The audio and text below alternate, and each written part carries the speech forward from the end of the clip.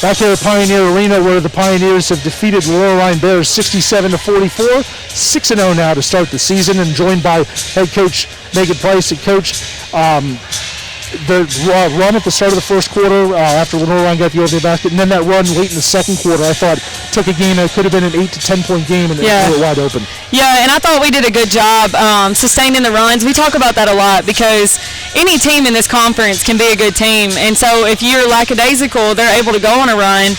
And I was a little worried about that coming into the game, and so we talked about that, the momentum shift there for a second, and I just said, hey, we're at home, we got to shift it back quick. We talked about the bench, about Quick and Belton being kind of instant offense, and Kirsten was certainly it today. Yes. 4 for 4 from three-point range. Wow, it's big.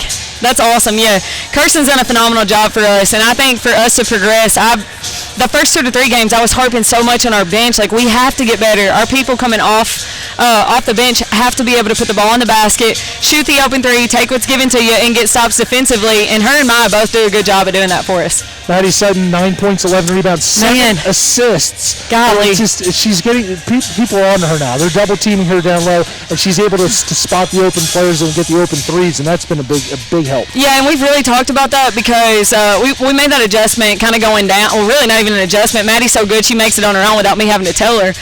But she's just phenomenal at reading that, and then our other people just talking to her, telling her that they're open, and I think we'll see that a lot from here on out. And, I mean, it helps us because it stretches the defense or it takes them away from our shooters. So you got to pick and choose. Are you going to guard Maddie or are you going to guard our shooters? The defense, again, holding Lenoir-Rhyne to 44 points, 30% shooting. Yeah. The team's been top 5 in the nation, and I know it's early, but in scoring defense and field goal percentage defense, what's the secret? What's been the key so far to the defense's performance as the way it has?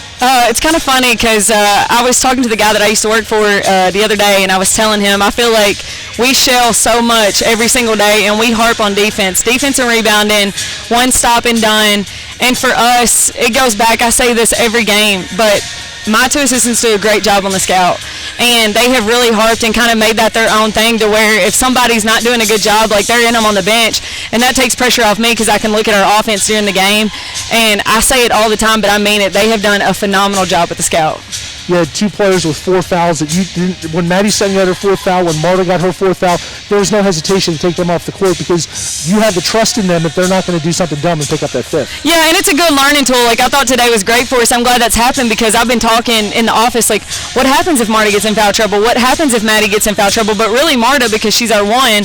And, you know, she made some, you know, stupid fouls early, and that's a learning tool for us to be able to talk about. Like, she didn't think she fouled on the 4th foul, but I said that doesn't matter because you did foul on the 1st and 2nd, and had you not, then that 4th foul wouldn't have mattered.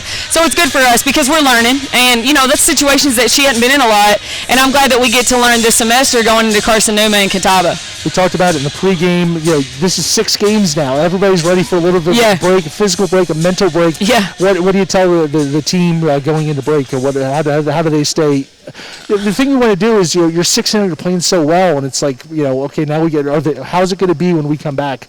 What do you do to try? Yeah, because as a coach, I want to live it out as long as we can. I'm going, gosh, I wish we played tomorrow. But you know, I know they need a break. Legs need a break. The biggest thing for us will be when we come back, just getting in shape again and getting shots up. They need a break mentally though, because I really have pushed them a lot. And you know, we've tried to be smart. Obviously, save legs when we need to save legs, but they've just done so well. And this group is so experienced that I trust them when they go home. Hey, they're still going to run. They're going to do the things that they need to do so that when we get back, we're ready to go. Tusculum 6-0 in the season for the first time since 1994-95 awesome. as they get the victory tonight 67-44. For more on today's game, visit our webpage at TusculumPioneers.com.